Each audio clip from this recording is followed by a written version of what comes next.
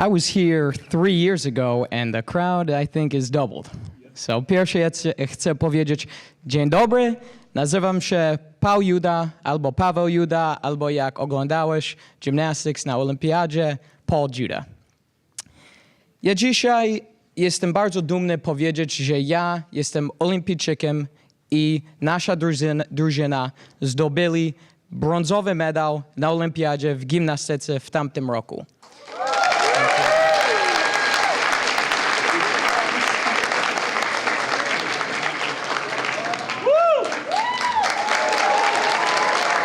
I oczywiście możecie zrobić zdjęcie. Oczywiście.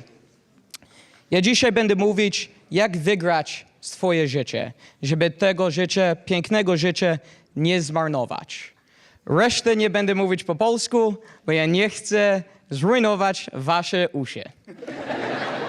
So what I'm trying to say and what I want to start off with is what has already been said. My Polish background is everything to me. My dad, Joe, and my mom, oh my God, it's not supposed to start right away. Eva came from Poland to make a life better for their kids. I went to Poland when I was 18 years old, and I was able to see what they left. It's a huge, huge impact. I'm sure many of you had the chance to go to Poland already, and you think about what kind of life you live here. My parents both came here with very little English, but with that determination and that dream to have a life for their kids, multiple, my brother and my sister. Today I stand here so proud of my Polish background, and it's true.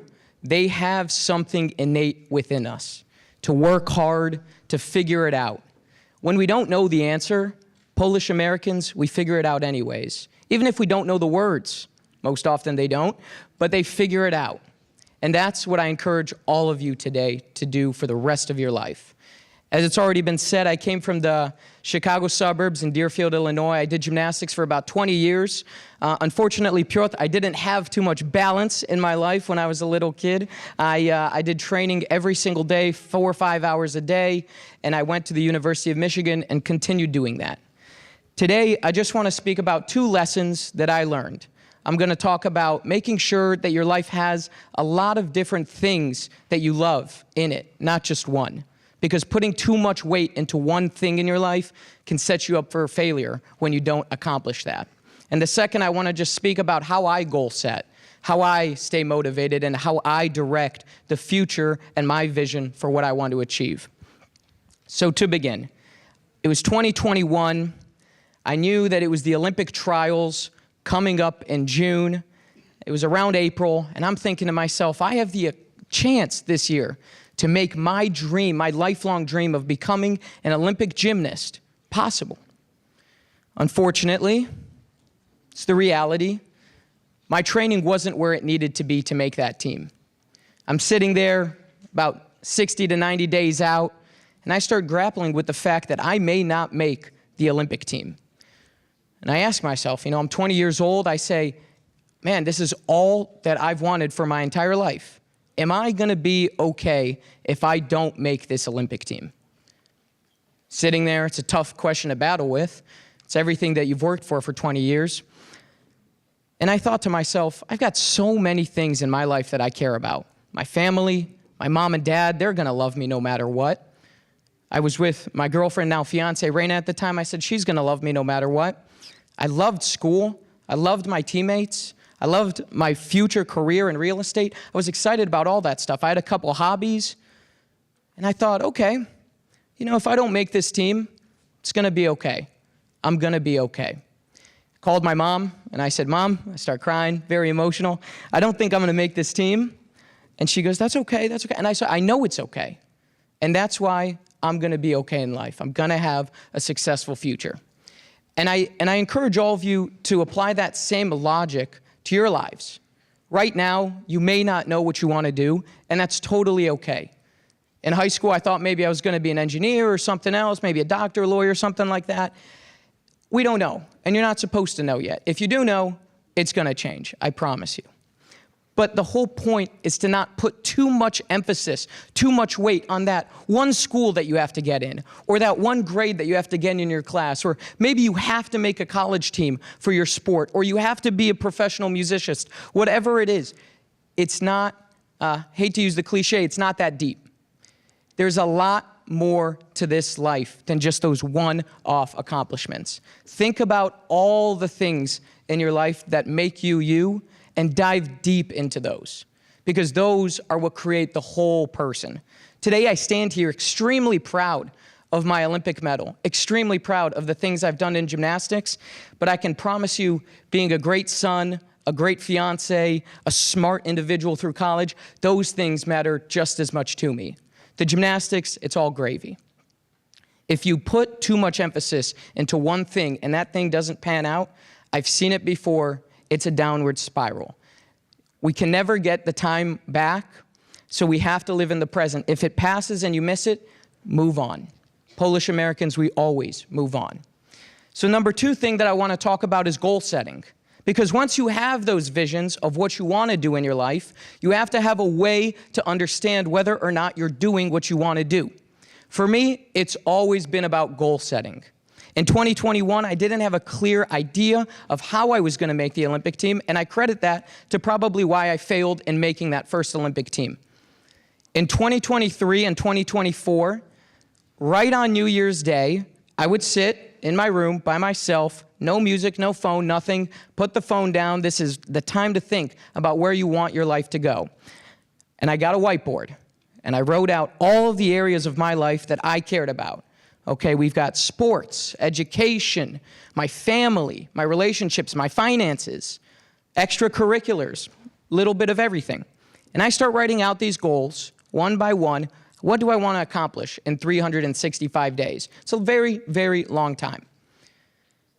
The thing about goal setting is that you'll know it's a good goal when you write it down and you take a step back and go, whew, that's going to take a lot of me.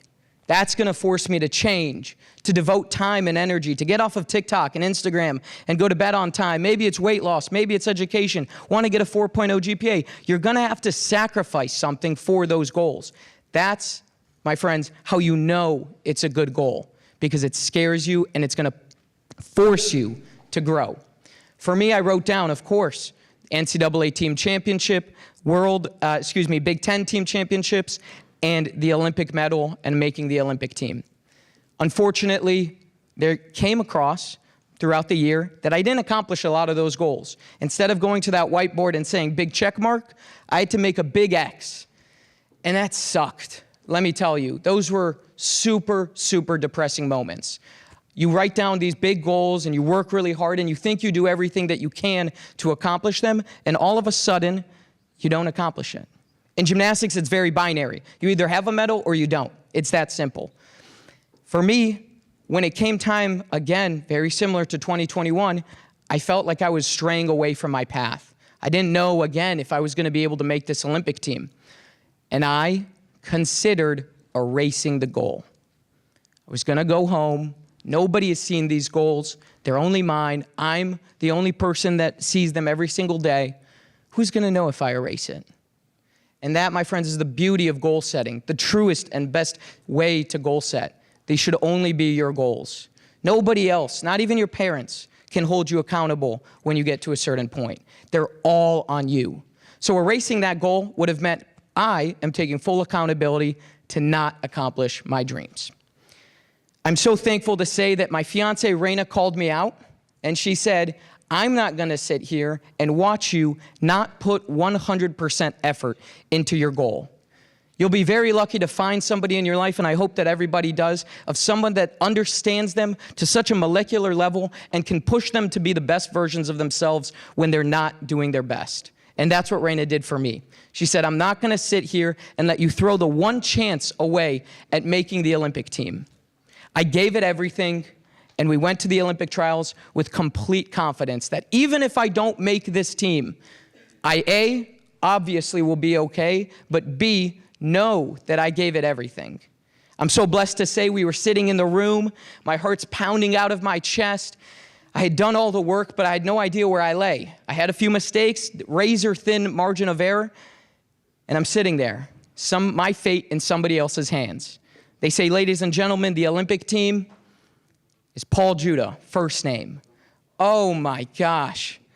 My heart explodes. I'm already crying. And my teammates hug me and love me, and it was such a relieving feeling to feel that goal get crossed off that checklist. When I came home from Paris, I had all my stuff in a moving bin because I had to move before I left, which was a whole different story.